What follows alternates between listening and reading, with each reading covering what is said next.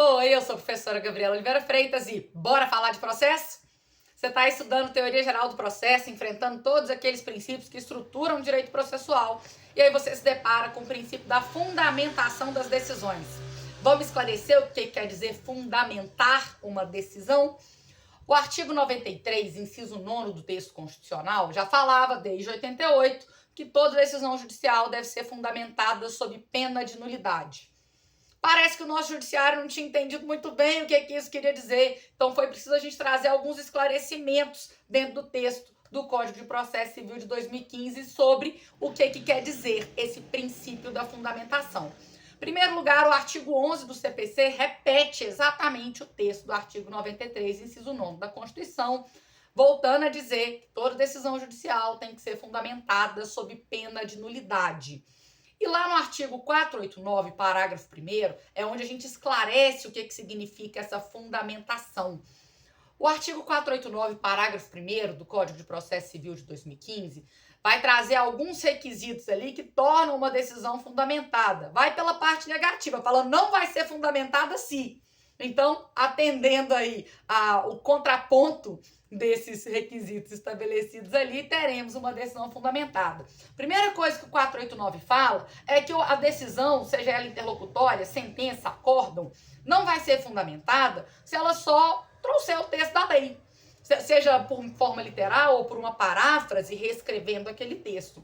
É preciso que na hora de fundamentar uma decisão se esclareça o que aquela lei quer dizer e o que ela tem a ver com o caso.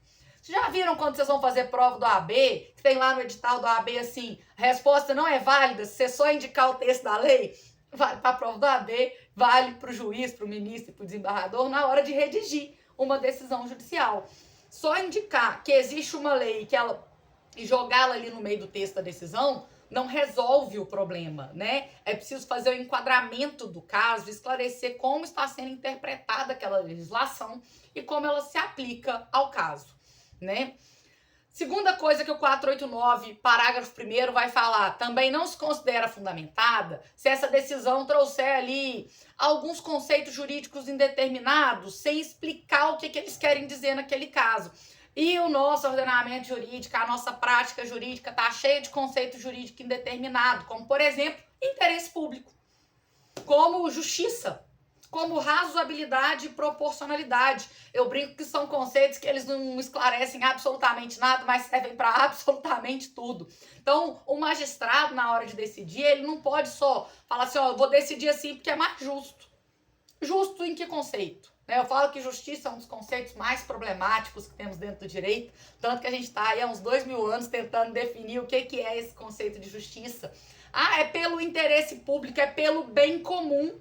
Tem que esclarecer qual é o sentido dado a essa expressão dentro do caso, né? Como que essa expressão traz ali alguma solução para o caso. Terceira coisa do 489, parágrafo 1º, não se considera fundamentada se invocar motivos que justificariam qualquer outra decisão. Eu brinco que é a decisão que serve desde para indeferir um pedido até para terminar com o namorado, serve para qualquer coisa, né?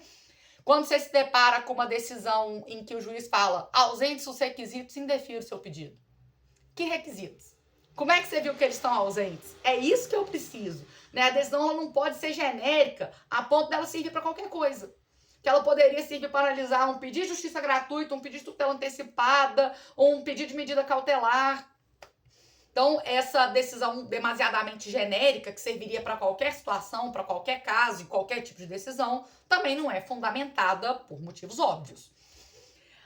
Ponto importantíssimo do 489, parágrafo 1º, está no seu inciso 4º. Não se considera fundamentada a decisão que não enfrenta os argumentos em sentido contrário. Para eu falar que um determinado ponto de vista é o certo, eu preciso enfrentar o seu contraponto.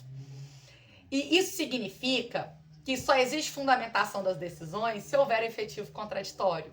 Se for oportunizada a participação das partes, que elas podem apresentar as suas alegações, os seus argumentos, e esses argumentos eles têm que ser confrontados numa decisão. Porque senão eu só te deixei falar e não te levei em consideração. Isso não é contraditório, muito menos efetivo contraditório, como prevê o nosso texto constitucional, que ele não fala só em contraditório, fala em efetivo, ele tem que funcionar.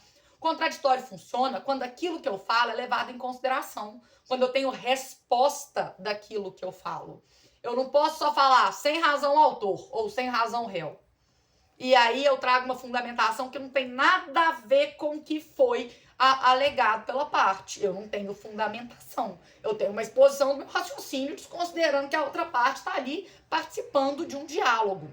Esse inciso do 489, inciso 4º, ele é importantíssimo, porque ele valoriza a participação do autor, do réu, do advogado, dos demais sujeitos processuais, garantindo que tudo aquilo que for falado no procedimento vai ter resposta, né? E que para eu adotar um determinado entendimento, tudo aquilo que for em sentido contrário, eu tenho que refutar. Então, se uma determinada decisão não enfrenta os seus argumentos, tá faltando fundamentação nela, né? Porque ela não está enfrentando. Também não se considera fundamentada a decisão se ela só aplicar um precedente ou deixar de aplicar um precedente sem explicar por quê. Com o nosso Código de Processo Civil de 2015, a gente instaurou toda uma lógica de criação, construção, aplicação de precedentes judiciais. Organizado basicamente ali pelos artigos 926 e 927 do Código de Processo Civil. A gente passou a dar muita importância para essas teses construídas pelos nossos tribunais. E aí, de repente, tem um precedente que encaixa bonitinho no caso. Eu só vou falar, já tem precedente, pá. Não posso fazer só isso. Eu tenho que explicar por que esse precedente guarda similaridade com o caso que está sendo analisado. Por que esse precedente se aplica dentro do caso. E a gente tem que parar com a ideia de que aplicar precedente é copiar e colar ementa. Não é só isso. É fazer, de fato, uma análise de que caso que gerou esse precedente.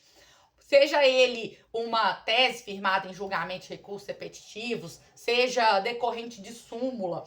Aliás, depois você tira um tempinho e vai passear pelas súmulas do STJ e do STF, dentro do site desses tribunais, e vocês vão ver que dentro da criação da súmula, que é um texto curtinho que parece que resolve todos os problemas, tem logo abaixo assim, casos que deram origem à súmula.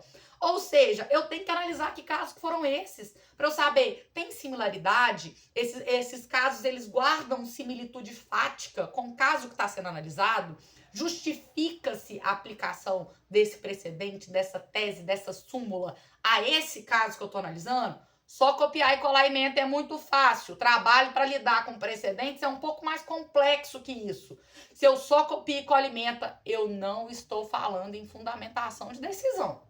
Né? Tô falando um copia e cola muito fácil de ser feito. Não é isso que é para ser feito, senão eu tenho falha de fundamentação.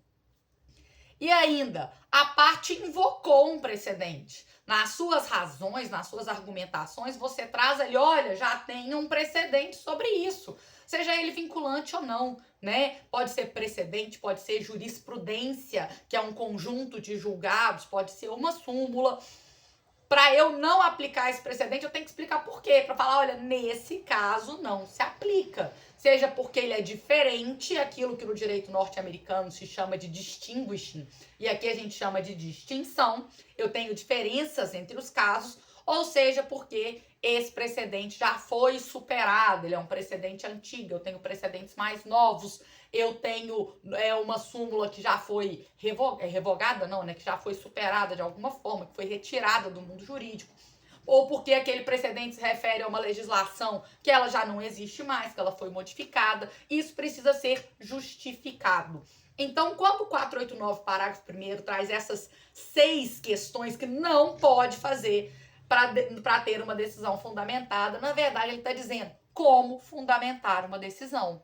Como fundamentar uma decisão? Explique a utilização dos artigos legais, dos precedentes, das súmulas, enfrente os argumentos apresentados pelas partes, apresente os conceitos que estão sendo utilizados de forma clara, não deixando aquele conceito jurídico indeterminado solto no ar e nem faça uma decisão genérica, né? E aí a gente vai ter, de fato, uma decisão fundamentada.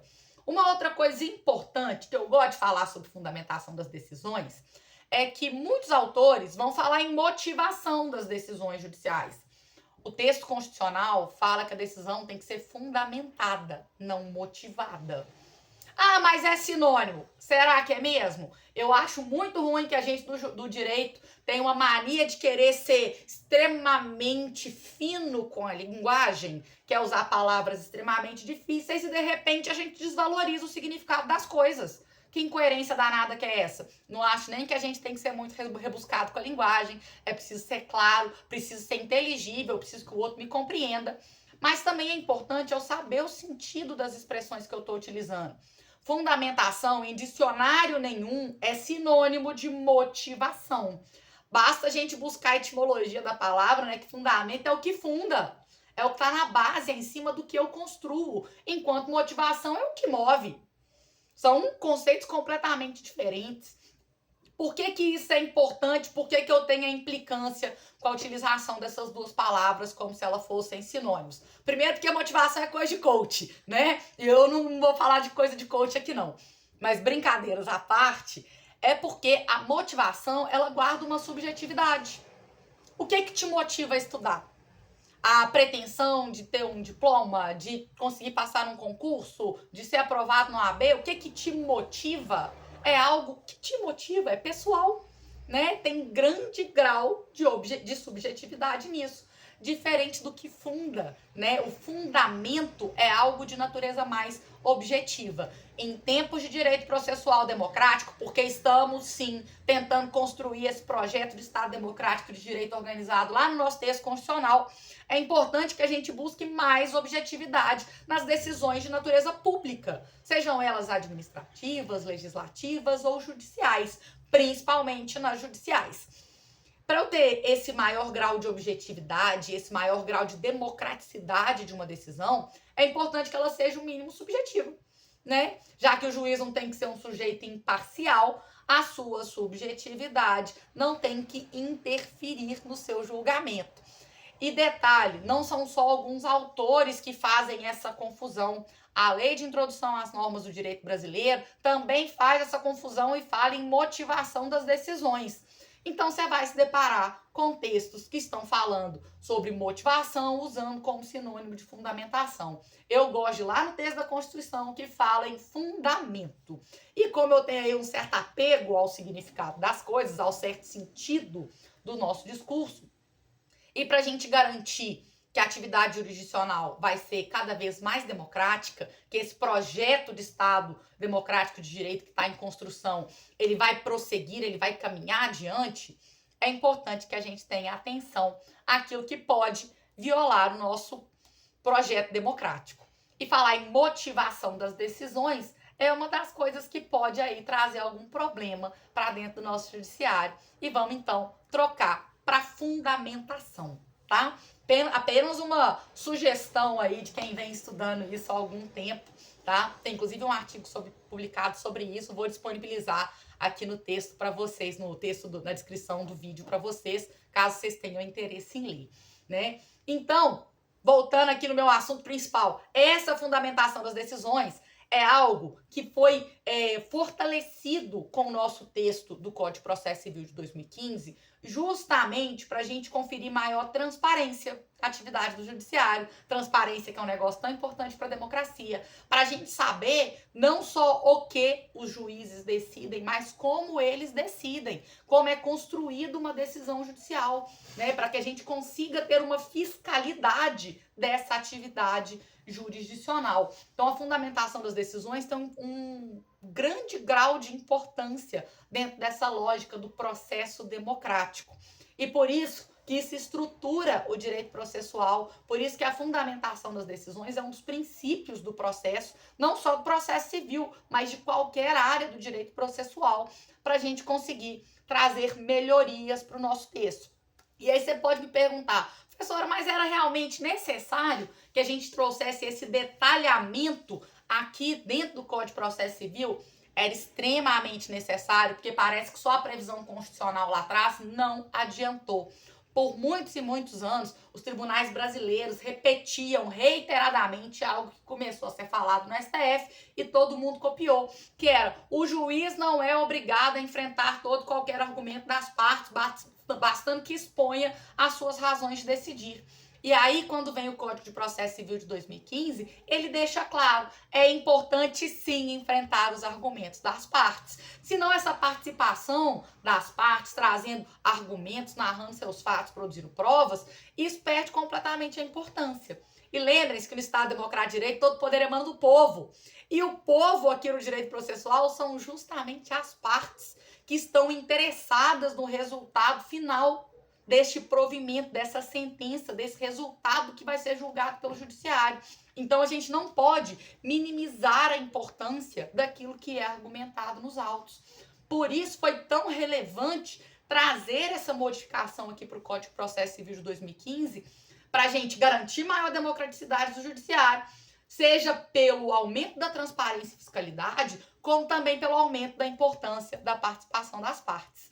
Então, espero ter contribuído para os estudos de vocês aí sobre princípios do direito processual e até o nosso próximo vídeo e bons estudos!